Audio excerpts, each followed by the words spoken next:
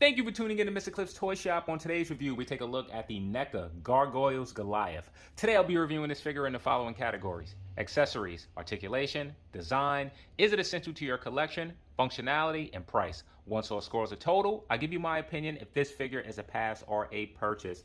So sometimes when you're collecting action figure and just buying things, you lose that excitement. I am excited about this. So for accessories, you get a decent spread for the price. Let's just go ahead and start with the wings. So the wings come as two separate pieces. They're done in a hard plastic. And if you can look closely, you see all of the design. We'll talk about that more once we get to the design portion. So Goliath comes with two head sculpts. Without a question, this is my favorite out of the two. Really like this one here. Loved in the show when the eyes went all white. And you have this hair swooping down, which is absolutely going to get in the way. On mine, I have some additional paint. Not sure if it's coming through on the camera. Goliath comes with 5 hands. You get 2 here that are fisted, and you receive another one, which should allow Goliath to hold the accessories he comes with. You get a book, which is done well. Really like the brown that's used here, like the rips in the book. And you get, for anyone who watched the series, jalapeno. Really cool that NECA decided to throw this in. You also get a tail, which I will not be counting as an accessory. So I don't think it's much more to ask for. What we could have gotten would be a flight stand. Sadly, that is not included. So for overall accessories, I'll be giving Goliath an 8 out of 10. So for articulation, I don't think we're going to get much hair. So the head is able to, he's not able to look up at all, mainly due to the hard plastic that's used for his hair. He is able to look down about that much. The head does rotate, and you get some pivot. Surprised at that. The arm is able to kick out to the side about that much. You do have an upper bicep cut. The arm can rotate a full 360 if you choose to. Elbows are double jointed, bending in more than I expected. The hand is on the hinge, bending side to side, which is fine for a character that does not have weapons. There is no butterfly joint. So for the torso, you have a floating piece. Goliath is able to crunch forward that much. Backwards, none at all. Does have good rotation, as well as pivot. Let's look underneath. There is no rotation underneath. Oh, we'll talk about that. The leg is able to kick forward about that much. Backwards that much. Let's try forward again. Let's. Yeah, okay. They're able to kick out to the side nearly all the way. You do have upper rotation. Next point of rotation is underneath the knee. Going down to the foot. Wow, let's use this one. All the way down. Very surprised at that. Goes up a good amount. Great rotation. Wow, you also have toe articulation, bending down that much, bending all the way forward.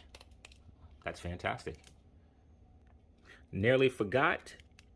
Knees are single jointed, bending in a good amount. So for overall articulation, I'm pretty satisfied. I'm going to give Goliath an 8 out of 10. So for design, I want to go right ahead and get some things out of the way. So let's look at the arm joint right here. You can see either plastic or paint. That's sort of coming apart. Not too happy about that. Nothing that I can't fix. However, who wants to have to fix something on an action figure that they purchase? Coming down to the leg, you can see some of the brown from the cloth has rubbed off on his leg. And I don't even think I moved this leg up. I could have. So something to watch out. However, I've been using this leg a lot and I don't have any of the brown rubbing off. So now that we have the QC issues, as far as I could tell, out of the way, I wanted to show Goliath first without his wings. If you look at the back, you can see 2 holes to where the wings can go in or port in. So now, let's talk about some of the things that I really like. I like the paint color that was chosen for Goliath. May not be completely accurate to the cartoon, though I think it comes across very well in action figure form. If you look pretty close, you can see shading, especially on the chest. It appears that there are 2, if not 3 colors that are used, and I really like it, especially this darker purple that you can see right here. Coming to the head, I do not think that this is a good head for Goliath. It really does not capture his stoic look. So unfortunately, I will have to display his more aggressive look. I feel that this is a better representation of Goliath than this head sculpt. Also, coming to the anatomy, Goliath isn't this muscular defined. In the animation series, his chest was more flat, certainly did not have all of the rips and creases. His arms were muscular, however, not toned to this capacity. Neither are his legs. Now, while that looks fantastic in action figure form, it's not true to the source material. Goliath also had more mass than what we're seeing in this action figure. His chest was certainly more broader. So the proportions aren't accurate to the cartoon itself. Sliding Goliath to the back for a moment, I do want to focus on his wings. NECA did a fantastic job really capturing what I'm assuming is supposed to be some sort of scales. And you can actually see vein works or cracks throughout. Pretty sure it's vein work. It looked fantastic. Again, it's one of those things that it's not accurate to the cartoon. In the cartoon, this was all flat. So we cannot finish the design section without showing you what Goliath looks like with his wings, and I think he looks fantastic. Though I'm noticing the proportions really are off. They went with a more muscular figure, and Goliath does not represent this form in the cartoon. So for overall design, I'll be giving Goliath a 6 out of 10. So as far as being essential to your collection, take it away. 1,000 years ago, superstition and the sword ruled. It was a time of darkness. It was a world of fear. It was the age of gargoyles. Stone by day, warriors by night. We were betrayed by the humans we had sworn to protect. Frozen in stone by a magic spell for 1,000 years. Now here in Manhattan, the spell is broken, and we live again. So Goliath is the main protagonist of this series. He is the He-Man to Masters of the Universe. He is the Lion-O to Thundercats. So in terms of essential, it really gets no more essential than this particular character. Now, if you're looking to find Goliath action figures, do you have options? Yes, you do. Kenner made gargoyle-based action figures in the mid-90s. You can still pick them up for a relatively decent price. However, if you're looking for something more articulated and will have a better shelf present, then this is perhaps the figure that you're looking for. So in terms of being essential to your collection, this one is easy. I'm going to give Goliath a 10 out of 10. So for functionality, we may be here for a while, so let's start with the stand test. As you can see, Goliath stands perfectly fine, and that's mainly due to these enormous feet which he has. There is a toe in the back that I thought may provide or may take away balance, but actually it doesn't. So I want to go ahead and start with the head. We'll go ahead and remove this, but I wish that Goliath could look up a lot more, particularly being that this is a flying character. So if you're going to have him in a pose flying, his head is always going to be looking down, and that's pretty unfortunate. Propping on the, actually before we put this head on for a moment, I've said this in previous videos, would have preferred if they would have given us a head that was forward facing, similar to this. That way you can peg him in, and then you can get the desired effect of him flying. So I actually want to start by attaching the wings. So with the wings, each one pegs in. Be very careful with this. I haven't tried this yet. I'm assuming that they simply go in like that.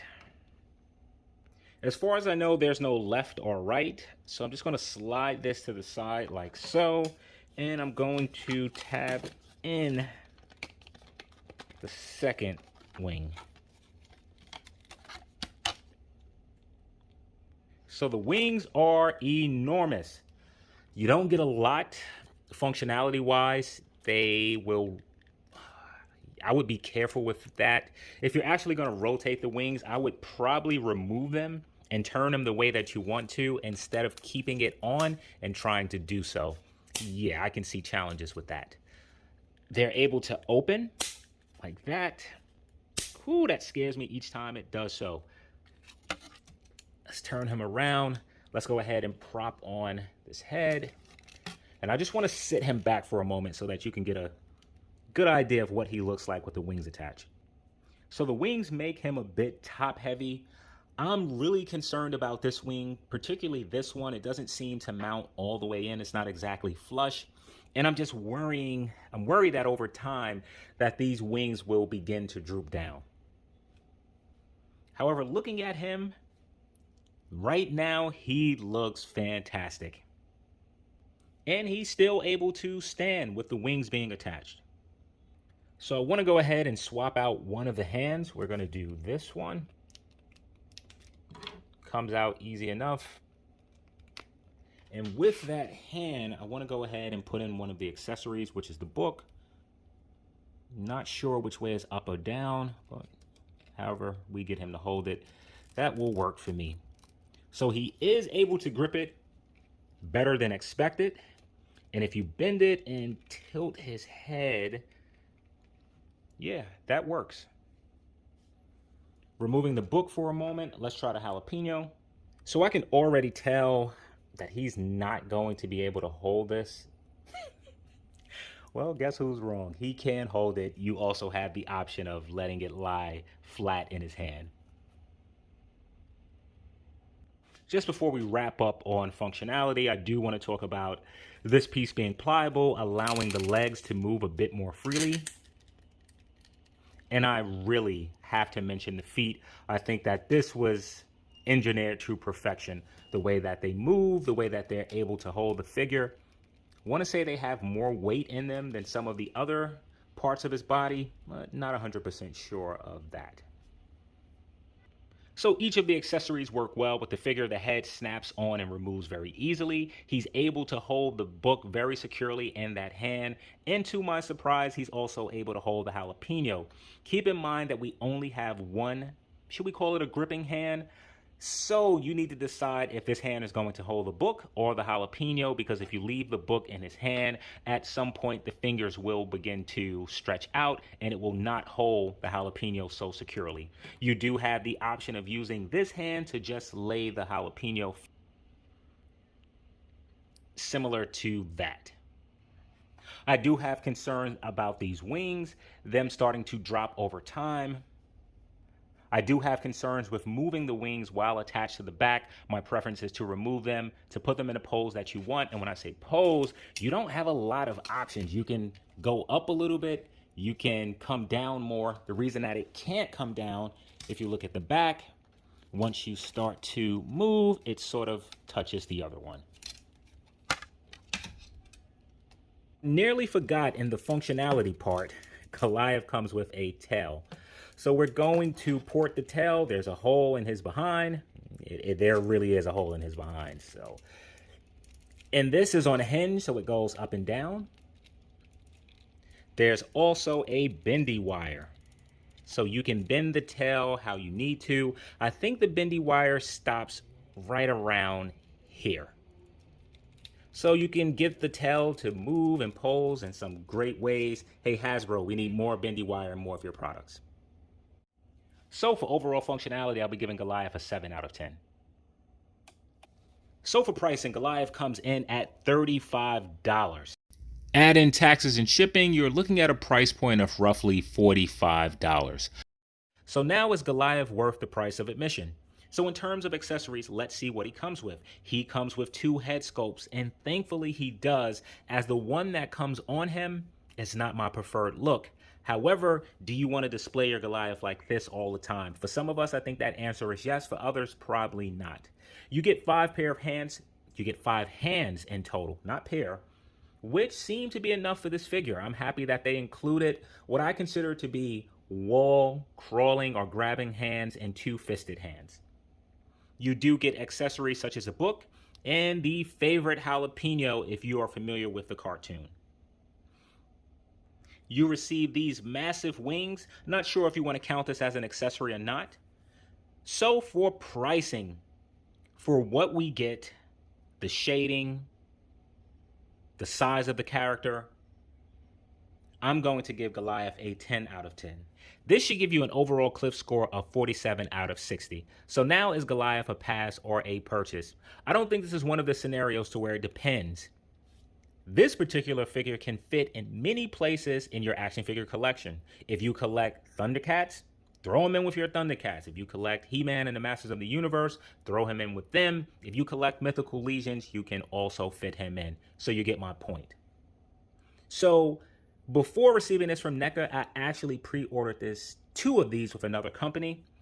The NECA shipped first, so I'm actually going to go back and cancel both of those pre-orders. And that's not because I don't think this figure is deserving of having two. My reason being, I think in the future we will receive a version of Goliath to where the wings are actually folded. And if that's the case, then I don't need two versions with the wings spread like this. Hopefully that future version does come with an alternative head sculpt, which is more reminiscent to Goliath in the cartoon. So Goliath is an absolute purchase. So let me push Goliath back some. I may have to remove the wings or either sit the other figures in front of him, but let's get a good idea of how he scales amongst other figures. Let's go ahead and throw in Lion-O. Thundercats, not bad. Let's throw in a Marvel Legends.